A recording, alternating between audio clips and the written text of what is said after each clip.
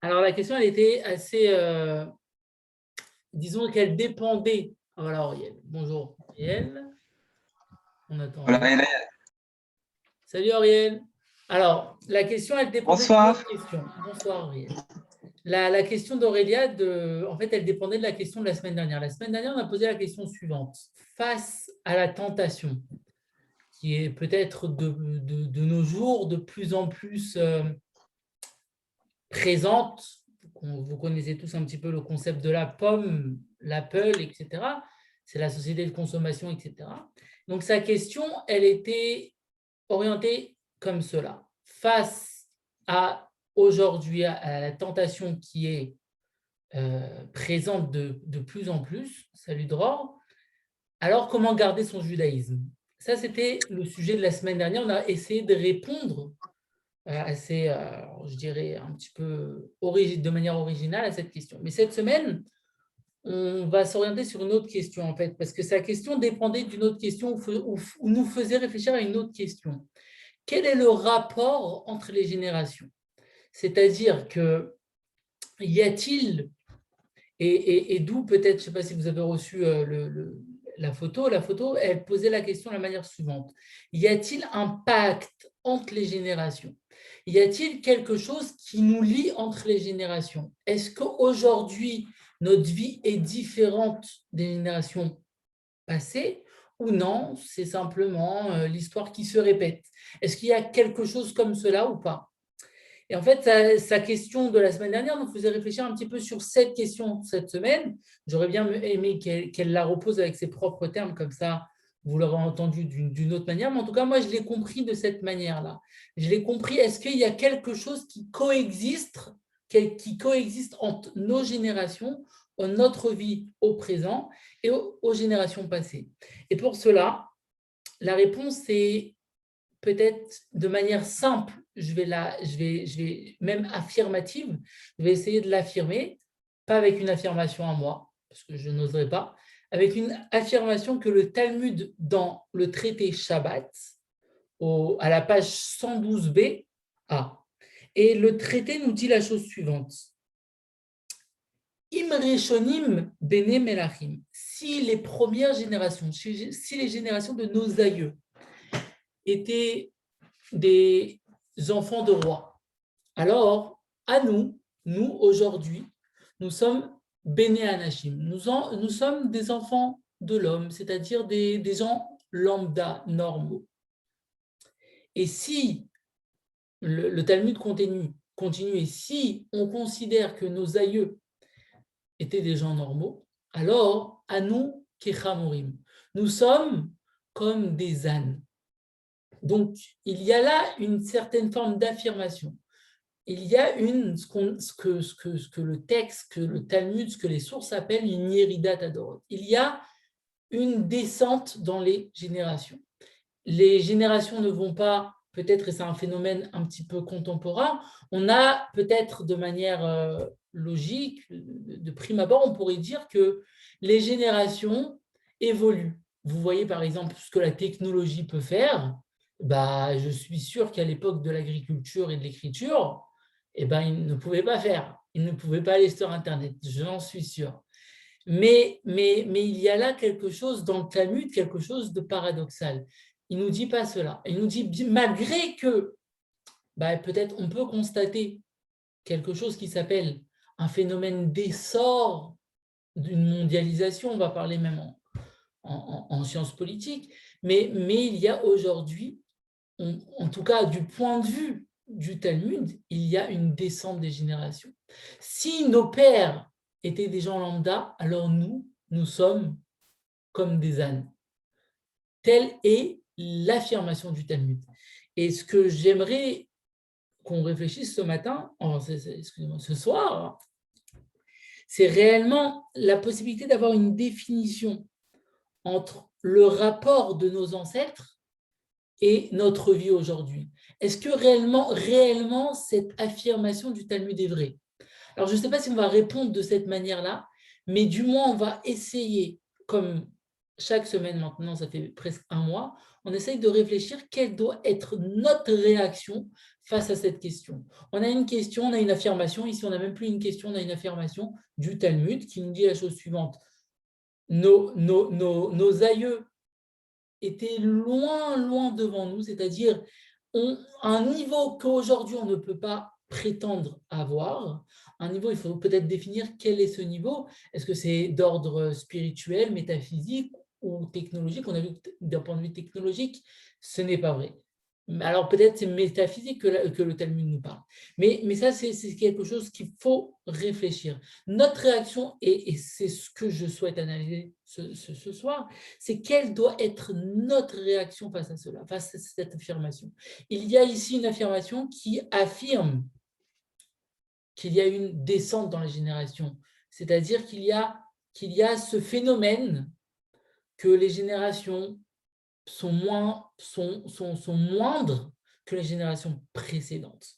Alors, comment on peut imaginer, alors il faut réfléchir, comment on doit réagir face à cela et comment devons-nous imaginer la vie de nos ancêtres? Est-ce qu'on peut leur donner une définition? Comment, en fin de compte, et c'est avec ce dernier mot que je finirai cette question-là, quelle doit être notre réaction? Si vous analysez la question telle que je l'ai écrite, c'est pourquoi est-ce que existe-t-il un pacte entre les nations? C'est-à-dire que j'ai donné une affirmation, une sorte de prise de position, peut-être un jugement de valeur que j'ai fait, j'ai affirmé qu'il y a un pacte entre nos nations, entre nos générations, entre les générations présentes et les générations passées. Et pour cela, en fait, je veux un petit peu vous diriger vers quelque chose qui est vrai, et à mon sens du moins, je pense, il y a un pacte qui en fait, un pacte un petit peu que personne n'a signé, mais que tout le monde, pas tout le monde, mais je dirais que la religion juive nous impose. Ce pacte, c'est un petit peu la lecture thoraïque, je dirais. C'est-à-dire à travers la Torah que nos aïeux, c'est-à-dire par exemple si je prends Abraham, Isaac et Jacob, Yitzhak et Jacob, eux ont pratiqué cette histoire juive, et nous aujourd'hui nous la lisons. Nous la lisons à travers la Bible, tout simplement. À travers la Genèse, nous lisons l'histoire d'Abraham, Yitzhak et Jacob. À travers par exemple, la section qu'on est en train de lire, le livre de Bamidbar, nous aussi, nous relisons ce livre-là, nous relisons simplement l'histoire de gens qui sont sortis d'Égypte et qui sont arrivés, après un voyage de 40 ans, sont arrivés dans le désert. Et pour comprendre donc ce pacte-là, c'est simplement pour moi cette lecture que nous faisons de la Bible.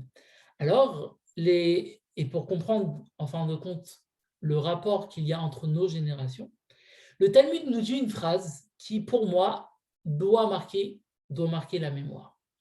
La phrase est la suivante, c'est toujours dans le traité de Shabbat, page 55b. Le Talmud nous dit la chose suivante. Kol haomer, tout celui qui dit que Ruben qui est Réhouven, qui est un des fils de Yaakov. Vous savez, Yaakov, il a eu 13 enfants, 12 garçons et une fille. Et donc, le Talmud nous enseigne la chose suivante. Tout celui qui dit que Réhouven a fauté, alors c'est lui-même, celui qui a dit, vous savez, c'est un petit peu cette expression qu'on dit quand on a 5 ans, celui qui a dit, celui qui a fait, c'est lui qui est. C'est exactement ce que Talmud nous dit. Celui qui dit que Réhouven est un fauteur, alors c'est lui-même qui a fauté. On ne comprend pas. Est-ce que c'est marqué dans les versets? Est-ce que c'est marqué dans la Bible que Réhouven a fauté? Et si c'est marqué, alors pourquoi dire que celui qui l'a dit est un fauteur? Sous-entendant que Réhouven n'a jamais fauté et qu'on ne peut dire de Réhouven que c'est un fauteur. Et donc, on va s'arrêter là, on va s'arrêter avec cette question. Et simplement, pour vous dire tout, et pour vous dire qu'il n'y a pas de secret, Réhouven, en tout cas littéralement, c'est marqué dans le verset, dans Béréchit, donc dans la Genèse, chapitre 35, verset 22, que Réhouven, il a fauté. Vayelech Réhouven, il a été Réhouven, Vaishkav et Bilha. Vous savez donc, Jacob a eu une histoire assez incroyable. Jacob a eu 13 enfants, comme on a dit, 12 garçons, une fille, et il a eu en fait 4 femmes, Rachel et Léa, 2 sœurs, et chacune est venue avec une servante. Et donc notamment, Rachel a ramené sa servante qui s'appelle Bilha, et voilà, c'est devenu aussi une femme de Jacob, et la servante de Léa était Zilpa. Et donc le verset nous raconte de manière quasi littérale, je vous traduis, Vayer Reuven a été, Vaishkav et Bilha, il a couché avec sa belle-mère, Bilha, la femme de son père, et la servante de Rachel. Et donc, toujours dans le cadre de notre question, le Talmud nous dit que tout celui qui dit que Réhouven a fauté est lui-même un fauteur. Comment comprendre cela? Réhouven a fauté. Alors, pourquoi dire que celui qui a dit, c'est lui-même qui est? On ne comprend pas. Et en fait, cette question, elle pose une autre question. Et peut-être c'est cette question-là, cette deuxième question, qui est en fait la troisième question qu'on se pose depuis le début du cours, qui va peut-être... Alors, Daniel pose la question, est-ce que le jugement est une faute? Sûrement que le jugement est une faute. C'est vrai que, en fait, c'est même pas sûrement, c'est vrai que le jugement est une faute. Mais ici, ce n'est pas un jugement, c'est marqué littéralement dans le verset que Réhouven a couché avec sa belle-mère. Alors, ce n'est pas un jugement. Vous savez, par exemple, je sais, moi, je fais un peu de droit, et dans nos dissertations, ils nous disent de ne pas avoir de jugement de valeur. Mais quand, par exemple, vous ramenez un article du Code civil et que vous dites que selon cet article, le bonhomme il a commis une faute civile qui va devoir causer réparation, c'est plus un jugement, c'est ce qui est marqué. L'article 1240, il nous impose une réparation parce que voilà, vous avez cassé le pot de fleurs de votre grand-mère. C'est plus un jugement, c'est réellement ce qui est marqué. Donc c'est ça la question que j'ai posée. C'est pas un jugement, c'est pas celui qui dit, c'est celui qui lit le passouk comme cela, celui qui lit le verset comme cela. Alors en fait la question elle est la suivante, comment devons-nous lire le verset? Et c'est ça la troisième question que je voulais poser, c'est et je ne sais pas si j'ai répondu à ta question Daniel, mais je l'espère. Et en fait la question, alors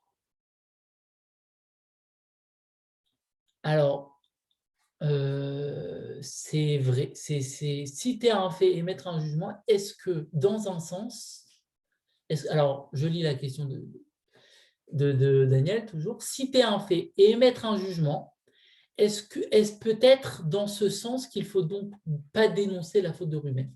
Alors c'est une vraie question, ça veut dire, dans un sens, c'est vrai ce que tu dis.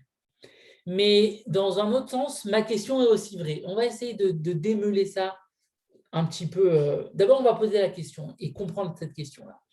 Donc, la question qu'on a posée, et après, on va essayer de répondre et peut-être aller dans ton sens, ou peut-être pas. Telle sera notre question. Et en tout cas, je vais essayer d'y revenir à la fin de notre dialogue. En tout cas, merci de ta question, vraiment, parce que c'est très bien posé. Et donc, notre troisième question, c'était cela. Si le verset nous dit la chose, comment devons-nous, c'est-à-dire générations qui viennent des siècles après, comment devons-nous lire? Le Talmud nous dit que si on lit littéralement le verset, on est appelé un fauteur. Et donc, d'une certaine manière, on a commis quelque chose qu'on ne devait pas le faire. Alors, comment devons-nous lire? C'est-à-dire que peut-être on ne doit pas lire littéralement les versets. Comment devons-nous, c'est toujours la même question, comment devons-nous s'inscrire dans ce pacte des générations, dans ce que j'ai appelé personnellement le pacte des générations, c'est-à-dire cette Bible, cette Torah qui nous lie, qui est notre histoire, mais qui nous lie et qui nous lie aux générations précédentes. C'est un petit peu la trace de l'histoire. si maintenant on ne doit pas la lire littéralement, alors on peut un petit peu la jeter aux oubliettes. On n'a pas réellement le pouvoir de s'inscrire dans cette démarche-là, qui est l'étude de la Torah. C'est réellement ce que le Talmud veut nous dire. Et en fait, ce que je souhaite réellement, et c'est ça peut-être le sujet de notre cours ce soir, c'est nous donner un petit peu des clés de lecture, des clés d'analyse de cette Bible-là. Et je vais en citer 3. Ça ne veut pas dire qu'il n'y en a que 3, mais ça veut dire qu'il y a en au minimum 3. Et en fait, je vais citer d'abord la clé d'analyse du Maïmonide. Le Maïmonide nous dit la chose suivante, il nous met en garde que les mots de la Torah sont saints, c'est-à-dire c'est écrit et il y a une raison pour cela, et il faut s'efforcer à tout prix de les comprendre. Et si maintenant on ne comprend pas un mot, ça ne veut pas dire qu'il faut s'en détourner. Ça veut dire que ce mot-là, il est plus haut métaphysiquement que ce qu'on nous, à notre génération, à notre niveau, nous avons la possibilité de comprendre. Et si nous ne comprenons pas, c'est à tout prix qu'il faut le comprendre. Des fois, on a tendance, par exemple, à ouvrir un livre d'histoire. Alors, je dis ça pour ne pas comparer, mais à lire, personnellement, l'histoire, ça ne me parle pas trop. Et donc, je vais lire un truc sur la Chine et je vais dire, c'est un petit peu bullshit, c'est un petit peu, ça ne sert à rien, ça rime à rien, c'est faux. Ben non, l'histoire, ça a été écrit par des historiens, c'est écrit par quelqu'un qui est d'un niveau intellectuel plus haut que moi, du moins dans son domaine, j'en suis sûr, et même dans les autres domaines. Et donc, si réellement il l'a écrit, c'est parce que c'est un fait véridique, c'est un fait objectif de son point de vue, et donc il est nécessaire de le comprendre. La même chose en philosophie, la même chose en français et dans d'autres domaines. Et c'est exactement la même démarche que Maïmonide nous fait comprendre. D'un point de vue qui est peut-être pas trop comparable, parce que l'histoire, métaphysiquement, ça rime à rien. En tout cas, d'un point de vue métaphysique, d'un point de vue spirituel, les mots de notre histoire, les mots de notre Bible sont saints. Et il faut à tout prix comprendre ces mots-là. Il faut à tout prix comprendre leur sens. Et donc, il faut faire cet effort. Et si on ne comprend pas, il ne faut pas dire que ça ne sert à rien, ça rime à rien, il ne faut pas les mettre de côté. Il faut réellement s'efforcer de les comprendre. Si on ne les comprend pas, on les laisse dans un endroit qui est sain, c'est-à-dire quelque chose qui est au-dessus de notre compréhension. Et il faut les anoblir un petit peu, il faut anoblir notre vie. Ça, c'est la première clé de lecture du Maïmonide. Vous allez me dire, ce n'est pas assez pratique, ça reste assez théorique. Alors, on va essayer d'arriver sur une deuxième clé de lecture, qui est celle de Nachmanide. Nachmanide nous dit la chose suivante. Maaseh Avot Siman Lavani. L'histoire de nos pères. L'histoire de nos pères est quelque chose d'inédit, quelque chose qu'il faut comprendre de la manière suivante. L'histoire de nos pères est en fait simplement ce qu'on pourrait dire, simplement, ce qui va nous arriver. En fait, ce livre d'histoire, c'est un livre de prévision. C'est un livre où aussi il faut apprendre. C'est-à-dire, c'est un petit peu le code de notre route. L'histoire que nos pères ont eue peut se reproduire à travers notre vie. Et à nous de la déchiffrer pour avoir les clés en main, pour prendre notre route de la meilleure manière. Par exemple, je vais donner un exemple très simple. Vous savez, il y a eu une histoire qui est encore d'actualité. En fait, c'est exactement, ça s'inscrit très bien dans cette idée-là de Nachmanide. En fait, la Torah est d'actualité. Et donc, il y a eu dans la Bible une histoire, une confrontation entre Jacob et Esav, entre les Juifs et l'Occident. Et dans cette confrontation, Yaakov, il a résolvé cette confrontation. Il s'est un petit peu honoré, il s'est honoré dans cette confrontation de la résoudre de la façon suivante, par 3 choses. La première chose que Jacob il a fait pour résoudre, c'est prier à Dieu. Il a vu que ça ne marchait pas, alors il a fait autre chose. Il a offert des cadeaux à Esav, à son frère, pour voir s'il pouvait résoudre le conflit. Il a vu que ça ne marchait pas, alors il est rentré en guerre. Ça nous enseigne la chose suivante, que la guerre, c'est la dernière des choses. Il faut d'abord prier, il faut ensuite essayer d'être pacifique, offrir des cadeaux, essayer de résoudre la chose le conflit de la manière plus simple, entrer peut-être dans ce qu'on appelle aujourd'hui la diplomatie, et enfin entrer en guerre. Mais c'est exactement ce que Nachmanides nous enseigne. La clé de Nachmanides pour lire cette Torah, pour lire la Bible, c'est réellement d'en faire notre code de l'homme. En faire notre histoire, en faire des éléments qui peuvent nous aider à résoudre nos conflits au quotidien. Ça, c'est la lecture de Nachmanides. Et enfin, la troisième lecture, qui est une lecture un petit peu plus contemporaine, parce que vous savez, Maïmonide et Nachmanides ont réellement vécu au Moyen-Âge. C'est la lecture que nos rabbinim, nos rabbins de notre génération nous enseignent. Et en fait, c'est une lecture qui est prônée par un rabbin, qui est le rabbin de la vieille ville de Jérusalem, qui est le rabbin Avigdor Nebenzahl. Et le rabbin Avigdor Nebenzahl nous enseigne la chose suivante. Il nous dit la chose suivante. Il nous dit que la Bible, et ça rejoint un petit peu d'une certaine manière le Maïmonide. La Bible a des termes d'une autre génération, d'un autre langage, un petit peu une autre langue qu'il faut prendre le dictionnaire, ouvrir pour comprendre les mots. Il faut réellement travailler ce langage parce que ce langage n'est pas de l'hébreu, n'est pas quelque chose que même un hébraïsant peut comprendre. C'est ce qu'on appelle le Lashon HaKodesh. C'est une langue saine qu'il faut avoir les clés pour le comprendre. Il faut avoir vraiment des clés de lecture pour comprendre cela. Et ces clés de lecture, le Rav Avigdor Nebenzahl va nous les donner. Un petit peu, je vais vous dire la chose suivante pour essayer de vous faire comprendre un petit peu cette idée-là. C'est un petit peu comme une maman qui dit, voilà, une maman, vous êtes père, mère dans quelques années, ou vous l'êtes peut-être déjà, et une maman qui dit, voilà, mon fils, il parle. Elle est toute contente. Ben, en fait, vous vous posez la question de quel fils elle parle. Si elle parle, par exemple, de son enfant qui a 9 mois, alors vous allez être vraiment subjugué parce qu'un enfant de 9 mois, mais s'il parle maintenant de son fils de 14 ans, ben, c'est un petit peu bizarre. Si elle parle de son fils de 30 ans, ben, elle veut sûrement dire quelque chose d'autre. Elle veut dire peut-être que son fils de 30 ans est tellement intelligent, tellement rayonnant, tellement dynamique, qu'il a quelque chose dans le parler, ce qu'on appelle la rhétorique, ce qu'on appelle peut-être la joute verbale.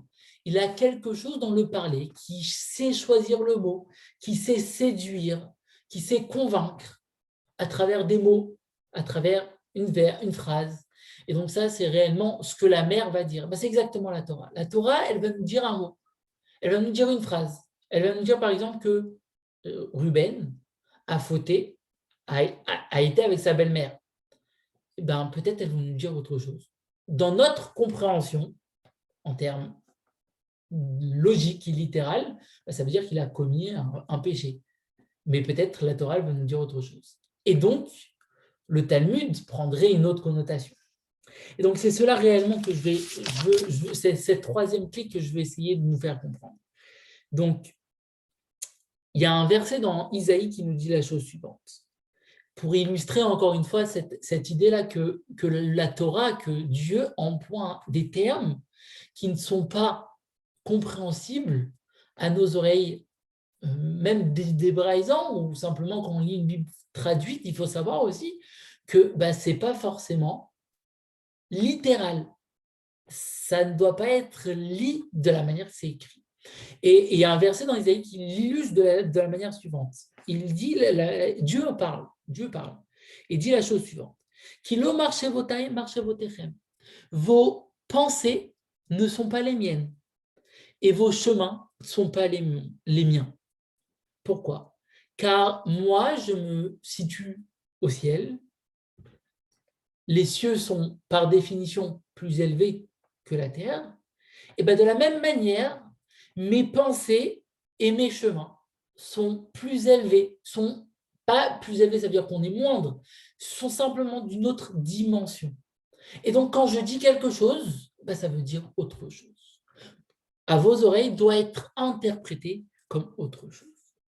Et par exemple, pour la petite histoire, dans ce qu'on va dire. Par exemple, on va lire un verset dans la paracha de cette semaine, la paracha de Béalotra, et c'est un verset qui marque un temps fort dans cette génération du désert, dans ce voyage du désert, ce voyage qui devait durer que 11 jours et qui finalement a pris 40 ans, et ben, il a commencé avec ce verset.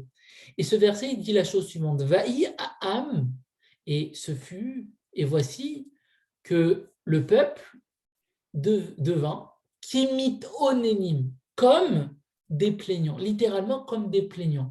Et le verset nous dit que c'est quelque chose de très mauvais qui a apparu, parce que, en fait, c'est un petit peu à partir de ce moment que le peuple juif a commencé un petit peu à dévier de sa route et à devenir des revendicateurs.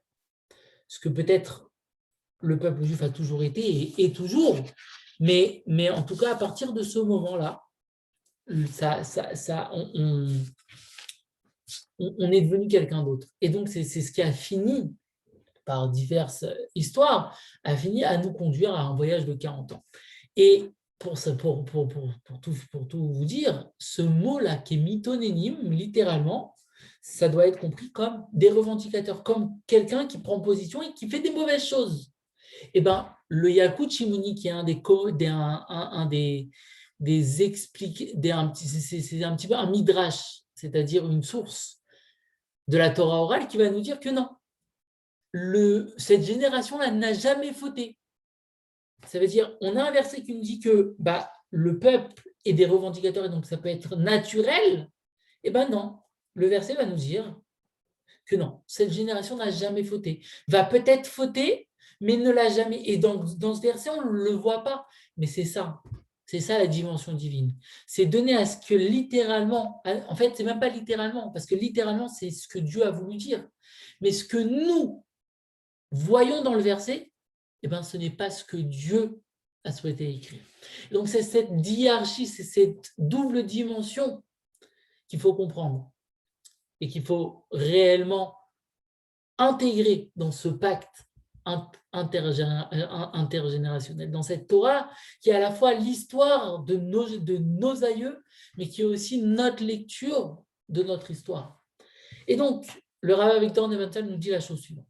Pour avoir une lecture pratique qu'on peut mettre en pratique aujourd'hui de la Torah, de la Bible, alors il faut faire deux choses. Il faut d'abord comprendre le mot, mais il faut ensuite analyser le mot au regard de ce mot qui apparaît du contexte, de ce mot qui apparaît de maintes fois dans la Bible.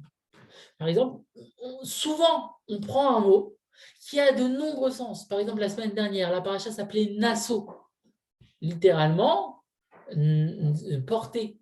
Mais c'est aussi relever. C'est aussi, on a dit par exemple, dans le conte des Hébreux à cette époque-là, on a employé le terme de Nasso et Rosh Béné Israël, élever les têtes pour dire en fin de compte, quand on compte sur une personne. On fait compter cette personne dans ce qu'on appelle le tzibour, dans ce qu'on appelle la communauté. Donc réellement, c'est comprendre le choix du mot plutôt qu'un autre, comprendre pourquoi ce terme-là est employé dans ce contexte-là. Et donc, pour conclure, on a posé une question initiale, enfin, une question pas initiale, c'était notre deuxième question. On a répondu là à la troisième question. Comment lire on a posé trois questions, pour reprendre. On a posé la troisième, on va passer de la troisième à la première. Puisqu'on a dit que les générations précédentes étaient les meilleures, et donc la première question était peut-être la meilleure. Je ne sais pas. La troisième question était la suivante. Comment lire un texte qui est d'une autre génération? La réponse est la suivante. C'était qu'on nous a donné des clés de lecture.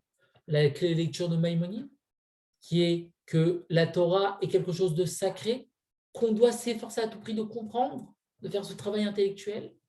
La clé de Maïmonide, qui est de nous dire que la Bible est simplement notre feuille de route, et donc on doit s'efforcer à comprendre les messages de notre Bible pour comprendre comment nous devons se positionner dans notre route, dans notre histoire. Et les clés de Rav Avigdor Nebenzahl, qui nous dit la chose suivante, qu'il faut comprendre les termes, parce que les termes sont d'une autre dimension.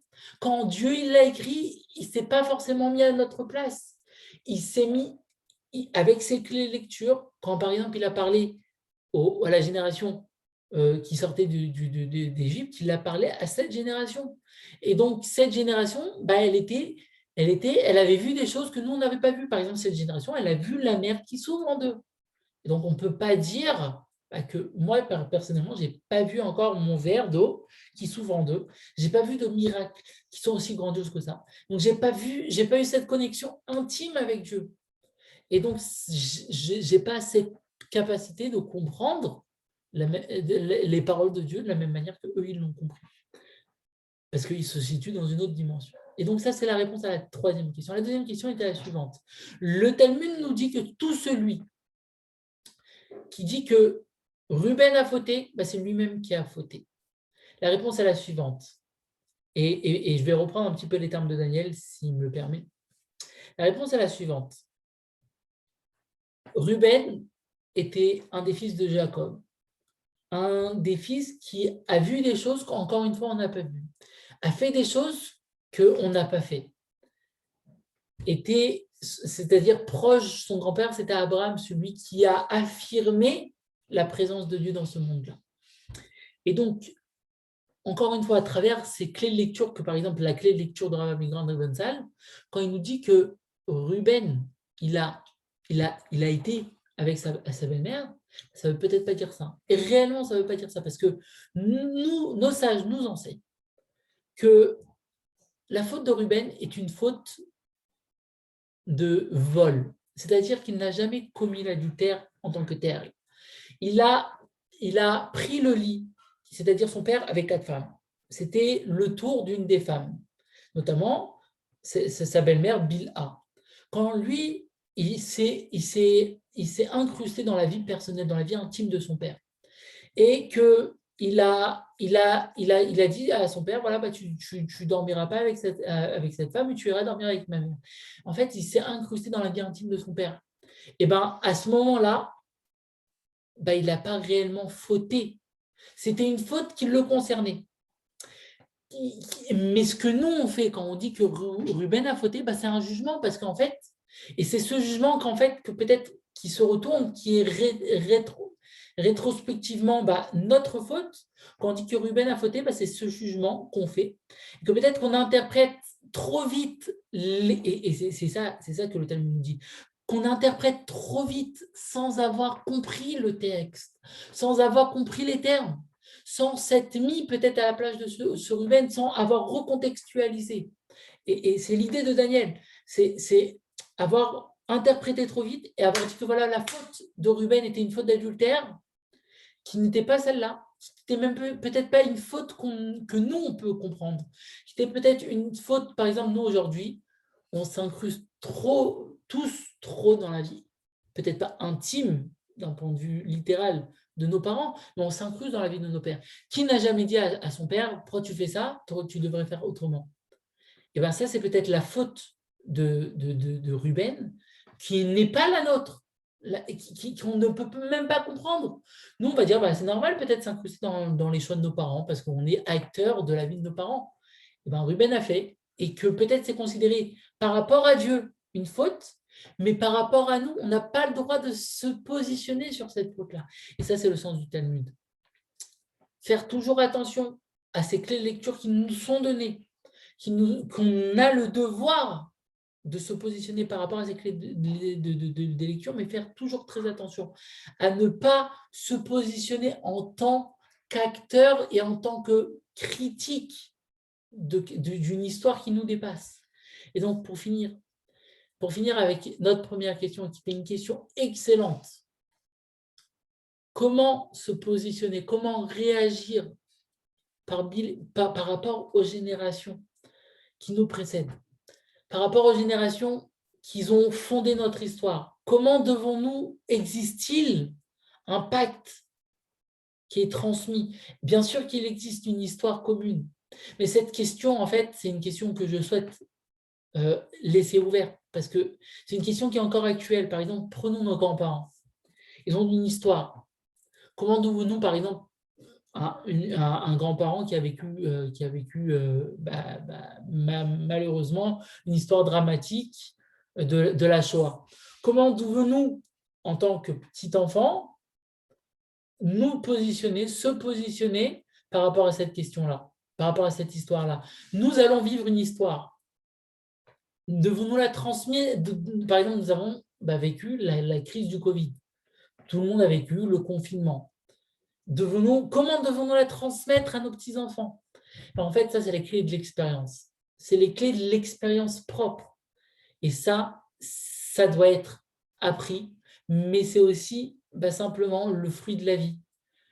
À l'image de cette Bible-là qui nous enseigne l'histoire d'une vie, l'histoire d'un peuple élu, qui nous donne les clés aujourd'hui pour vivre l'histoire actuelle. Nous aussi aujourd'hui, nous vivons une histoire actuelle qui va être demain une histoire dépassée, une histoire d'un autre temps. Et donc, voilà, l'histoire que je souhaitais, la question que je souhaitais vous poser, la question que je souhaitais comprendre, interpréter, répondre aujourd'hui. En tout cas, voilà, je vous remercie grandement pour votre écoute, pour votre participation. Merci à Daniel et merci à Aurélia qui a posé la question. Vous pouvez me poser des questions de manière générale. Merci à toi, Daniel. Ou d'autres questions. Ce que je souhaite Merci, aussi, Rav. je souhaite réitérer ma demande de votre participation pour traiter d'autres questions. Voilà, de très belles questions, de très belles moments de partage. Et donc voilà, en tout cas, vous pouvez m'envoyer durant toute la semaine. Merci Dror, des questions, vos questionnements. Au contraire, voilà, l'occasion le mercredi soir. Juste aussi une dernière demande. La semaine prochaine, comme je suis en partiel, est-ce qu'on pourrait changer le moment et le faire jeudi soir, toujours à 21h, voilà, comme on est encore en confinement. Le faire jeudi soir, j'imagine que voilà, on pourra peut-être en discuter Shabbat. Jeudi soir 21h si ça dérange personne. Et voilà, en tout cas, merci à vous. C'est un grand moment de partage. Et voilà. Et merci Dror. Ouais. À très vite, à Shabbat, pour ceux que je peux voir. Merci beaucoup encore. De rien, Auriel. À très vite. Au revoir. Merci. Au Au revoir. revoir, Yoni. Au revoir. Au revoir, Yoni.